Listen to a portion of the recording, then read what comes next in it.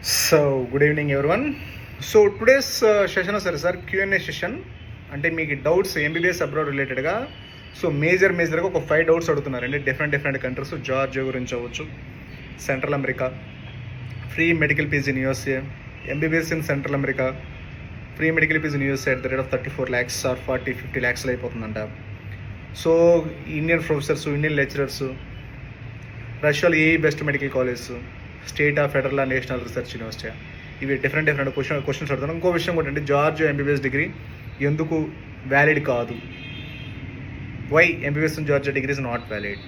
తర్వాత free medical PG in USA at the rate of 40 lakhs along with MBBS in Georgia. తర్వాత MBBS in central America, free medical PG in USA అంటే without NEET also. ఇది వచ్చేసరికి ఈ రెండు ఫ్రీ medical పీజీ without NEET not qualified.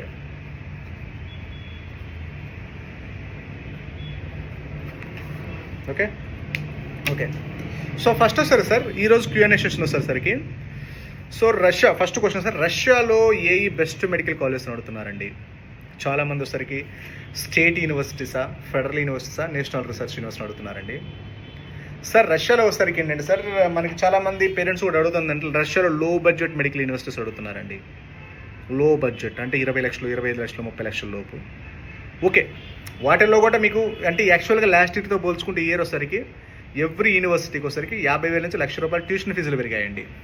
ఎందుకు అంటే సో లాస్ట్ ఇయర్ వచ్చేసరికి ఎస్పెషల్లీ స్టేట్ యూనివర్సిటీస్లో, స్టేట్ మెడికల్ యూనివర్సిటీలో రష్యాలో, అది వాటెవర్ ఒరెన్బర్గా, సమారానా, లేకపోతే బష్కీరా, లేదంటే ప్రతి యూనివర్సిటీలో అన్ని స్టేట్ యూనివర్సిటీస్లో బేసికల్గా ఏంటంటే ఉండాల్సిన అడ్మిషన్స్ కంటే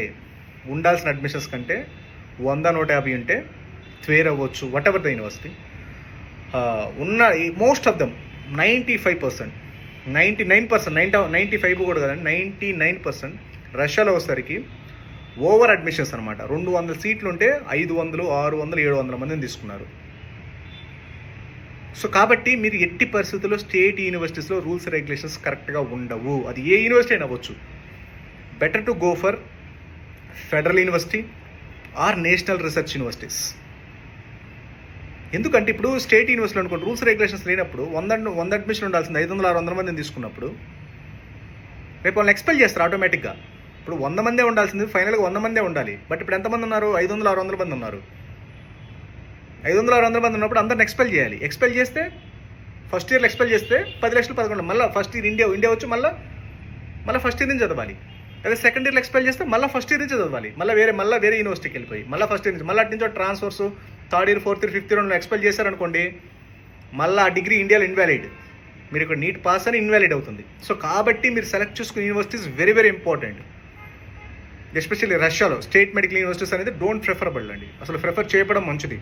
అదే బడ్జెట్లో ఇంకొక 1,00,000-2 లక్షలు పెట్టుకుంటే మీకు బ్రహ్మాండంగా public research universities, national research universities మీకు 100% అవైలబుల్గా ఉన్నాయి. ఫెడరల్ యూనివర్సిటీస్ కూడా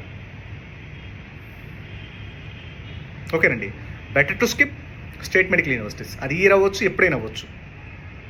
ఎందుకంటే లో బడ్జెట్ అని చెప్పి మనకి ఎవరో చెప్తే మనం ఏదో చూస్తాము యూట్యూబ్ రివ్యూస్లోనో, లేకపోతే ఇంకో చోట ఆ యూనివర్సిటీ బాగుంటుందంటే ఆ యూనివర్సిటీ, అన్ని స్టేట్ యూనివర్సిటీస్లే ప్రమోట్ చేస్తారు.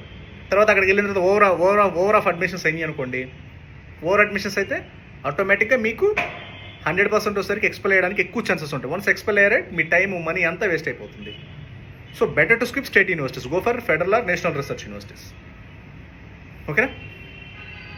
అండ్ ఇంకో పాయింట్ అండి, ఫెడరల్ నేషనల్ రీసెర్చ్ అసలు ఏంటి, వీటికి డిఫరెన్స్ ఏంటని అడుగుతున్నారండి. పబ్లిక్ రీసెర్చ్ యూనివర్సిటీస్కి, లేదంటే నేషనల్ రీసెర్చ్ యూనివర్సిటీస్కి, ఫెడరల్ యూనివర్సిటీస్కి, స్టేట్ యూనివర్సిటీస్కి.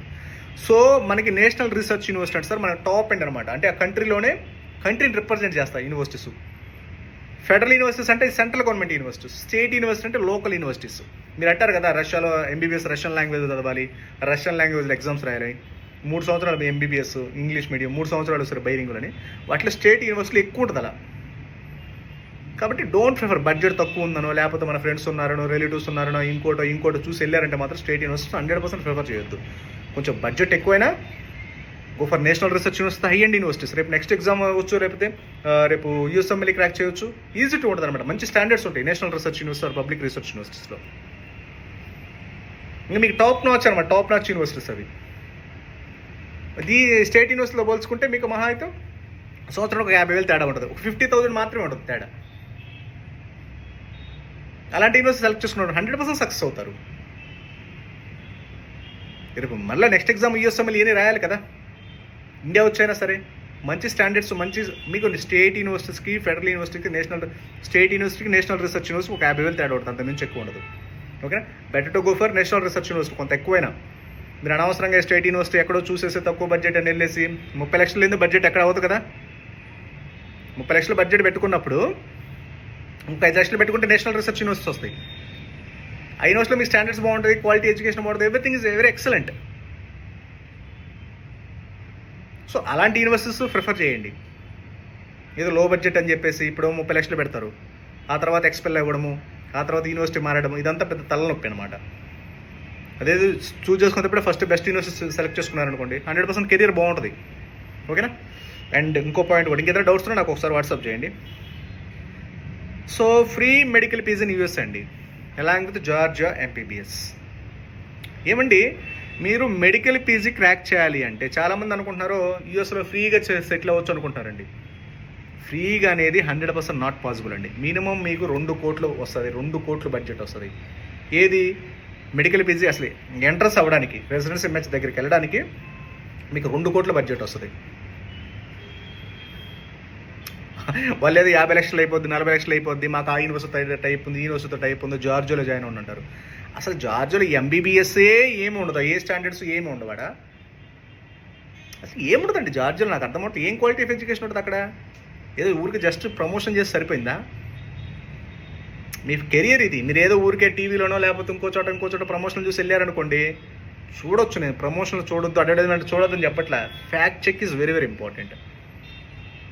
పేరు బాగుంది కదా జార్జియా అని మీరు జాయిన్ అయ్యారు అనుకోండి, తర్వాత ప్రాబ్లం చాలా. అసలు సక్సెస్ అయిన వాళ్ళు ఇప్పటివరకు లేరండి. ఇప్పుడు జార్జియాలో సక్సెస్ అయిన వాళ్ళు ఇప్పటివరకు ఒక్కరు కూడా లేరు. అలా యూఎస్ఎంఎల్ వెళ్ళి క్రాక్ చేసి, కెనడా వెళ్ళి క్రాక్ చేసి, యూకే వెళ్ళి క్రాక్ చేసి. ఇంకో విషయం కూడా అడుగుతున్నారండి, ఏమంటే అక్కడ ఉన్న వాళ్ళు ఫోన్ నెంబర్లు ఉన్నాయంట, అక్కడ చదువుతున్న వాళ్ళు అంట. మీకు యాక్చువల్గా ఏంటంటే సార్, అక్కడ చదువుతారు, అక్కడికి వెళ్తారు, వీసా ఇస్తారు. జస్ట్ మీరు డాక్టర్గా కాదు, ఊరికి జస్ట్ నార్మల్ వీసాలు ఇస్తారు. ఊరికి ఆడ వెళ్ళి ఇలా రావడం, అబ్జర్వర్షిప్కి లేదా క్లినికల్ రొటేషన్స్కి ఇస్తారు. అది కాదు, మనకి మెడికల్ పీజీ రావాలంటే రెసిడెన్సీ మ్యాచ్ అని ఉంటుంది. మన నెక్స్ట్ ఎగ్జాము నీట్ ఎగ్జామ్ లాగా ఒక 2-3 కోట్లు ఖర్చు పెట్టిన తర్వాత వస్తుంది. మీకు ఏంటంటే 50 లక్షలు అయిపోతుంది అనేది కొత్త హంబక్ అనమాట. జస్ట్ అడ్మిషన్ స్టంట్స్ ఇవన్నీ నేను చాలా వీడియోస్లో చెప్పాను. కాబట్టి చెప్పమని చెప్పండి, 50 లక్షల్లో ఫ్రీ మెడికల్ ఫీజు ఒక అగ్రిమెంట్ రాసుకోండి. వాళ్ళ అడ్మిషన్ల కోసం ఎస్పెషల్లీ జార్జియా ఒకటి, సెంట్రల్ అమెరికా ఒకటి, ఈ నీట్ నాట్ క్వాలిఫై, ఈ సంవత్సరం చాలామంది నీట్ నాట్ క్వాలిఫై అయ్యారు కదా, వాళ్ళని అట్రాక్ట్ చేయడం కోసం ఇదంతా. ఏముందండి జార్జియాలో? ఏముందండి? ఏ కాలేజీలు ఉన్నాయి? ఎంత ఓల్డ్ ర్యాంకింగ్ ఎంత ఉంది? ఏ స్టాండర్డ్స్ ఉన్నాయి? అదేమన్నా పెద్ద ఇంటర్నేషనల్ కంట్రీయా? అసలు ఏముంది దాంట్లో? అసలు జార్జియాలో ఏముంది? ఏమి ఉండదు అక్కడ, ఏమీ లేదు ఆడ. జస్ట్ మీకు ఏంటంటే కొంత అట్రాక్టివ్ అనమాట, అట్రాక్షన్ అంతే. ఇప్పుడు సక్సెస్ వాళ్ళు ఒక్కరైనా ఉండాలి కదా. రెసిడెన్సీ మ్యాచ్ క్లియర్ అయ్యి డాక్టర్గా సర్టిఫైడ్ డాక్టర్ ఒక్కరైనా ఉన్నారా? ఇప్పుడు అమెరికా వెళ్ళొచ్చు, వీసా ఇస్తారు 1 సంవత్సరం, ఇల్లంత మాత్రం పెట్రోల్ బంకులో పని చేసుకోవచ్చు. అది కాదు ఇంపార్టెంట్ అక్కడ. రెసిడెన్సీ మ్యాచ్ దాకా ఎవరైనా వెళ్ళారా? ఒక్కరైనా 20 సంవత్సరాలు 30 సంవత్సరాల ఎక్స్పీరియన్స్ ఉందన్నారు కదా. ఈవెన్ కిర్గిస్తాన్ గురించి తీసుకోండి, కిర్గిస్తాన్లో 4,000-10,000 మంది డాక్టర్లు ఉన్నారు కదా. ఒక్క డాక్టర్ అయినా అమెరికాలో సెటిల్ అయినాడా? ఒక్క డాక్టర్. వాళ్ళు ఏదంటే ఇండియాలో సెటిల్ అయ్యారండి. పాత రోజుల్లో, పాత జమానాది, ఎంసీఏ ఉన్నప్పుడు, ఏమీ రూల్స్ రెగ్యులేషన్స్ లేనప్పుడు. ఏంటి ఇక్కడ నుంచి అంటే ఇండియన్ ప్రొఫెసర్స్ అంట, ఇండియన్ లెక్చరర్స్ అంట, ఇండియన్ హాస్టల్ అంట, మన సపరేట్ కాలేజ్ అంట, ఆ డిగ్రీ 100% ఇన్వాలిడ్ అంట. అలా పెట్టకూడదు. ఇప్పుడు పాత రోజుల్లో ఏంటంటే ఈ సెంట్రల్ అమెరికా అంటారు కదా, అక్కడికి వెళ్ళి ఓ బిల్డింగ్ తీసుకొని పైన హాస్టల్, కింద బాయ్స్ హాస్టల్, పైన గర్ల్స్ హాస్టల్, కింద మెస్, కింద కాలేజీలు, ఓ 4 ఫ్లోర్లు తీసుకుంటే కాలేజ్ అయిపోయింది. దాని పేరు ఇంటర్నేషనల్ యూనివర్సిటీ అని పేరు పెట్టుకుంటారు. 40 లక్షల్లోనే ఎంబీబీఎస్ ఫ్రీ మెడికల్ పీజీ. డైరెక్ట్గా అమెరికా సెటిల్మెంట్గా, ఇంకెక్కడ ఆగాల్సిన అవసరంలా. అలా సెంట్రల్ అమెరికా ల్యాండ్ అవడం, అటు నుంచి అమెరికాలో ల్యాండ్ అవడం అంతే. ఇంకా మధ్యలో చదవాల్సిన అవసరం కూడా లేదు. సేమ్ జార్జియా పరిస్థితి కూడా అంతే. మీకు అమెరికా అనగానే మీకు ఏమవుద్ది? అట్రాక్షన్ వస్తుంది. అదో రకం. ఎంబీబీఎస్ వేరండి, ఇంజనీరింగ్ వేరు. ఓకేనండి. దాని డిఫరెన్షియేషన్ లేదు, థిన్ లైన్ ఉంటుంది. మీకు ఏంటంటే అమెరికా అనగానే వా అమెరికా మన ఫ్రెండ్స్ ముందు చెప్పుకోవడానికి బాగుంటుంది. అదే పోయా సెంట్రల్ అమెరికా నుంచి అవ్వచ్చు, పోయా జార్జియా నుంచి అవ్వచ్చు, పోయా కిర్గిస్తాన్ నుంచి అవ్వచ్చు. ఎవరైనా సెంట్రల్ అమెరికా వెళ్ళి సక్సెస్ అయిన వాళ్ళు ఎవరైనా ఒక్కరైనా ఉన్నారా? ఒక్కరు కాదు ఒక్కరైనా. Whole AP and Telangana open challenge. Central America లేదా జార్జియా లేదా ఫిలిప్పీన్స్ ఆల్సో తర్వాత ఫిలిప్పీన్స్ అంటే డిగ్రీ ఇన్వాలిడ్. కిర్గిస్తాన్ నుంచి అయినా ఎవరైనా, కిర్గిస్తాన్ నుంచి అవ్వచ్చు, జార్జియా నుంచి అవ్వచ్చు, సెంట్రల్ అమెరికా నుంచి అవ్వచ్చు, అమెరికాలో వెళ్ళి సెటిల్ అయిన, అమెరికా కాదు ఏ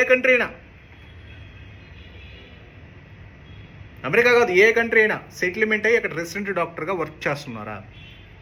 వీళ్ళంటే ఇంకా ఏ కంట్రీ అంటే ఇంకా పక్కన బంగ్లాదేశ్, నేపాల్, శ్రీలంక ఇవి చెప్తారు. అమెరికాలో లేదా ఆస్ట్రేలియాలో లేదా యూకేలో చెప్తున్నారు కదా, ఒక్కరు కాదు ఒక్కరైనా సెటిల్ అయ్యి పర్ఫెక్ట్గా రెసిడెన్సీ చేస్తున్నారంటే ఇప్పటివరకు ఒక్కరు కూడా లేరండి మన తెలుగు స్టేట్స్ నుంచి. జస్ట్ ఏంటంటే మీకు అడ్మిషన్ స్టంట్స్ మాత్రం ఇవన్నీ. సో కాబట్టి మీరనేది డెసిషన్ మేకింగ్ అనేది, ఎంబీబీఎస్ అప్రోడ్ డెసిషన్ మేకింగ్ అనేది it's not a joke. So wait 5 minutes.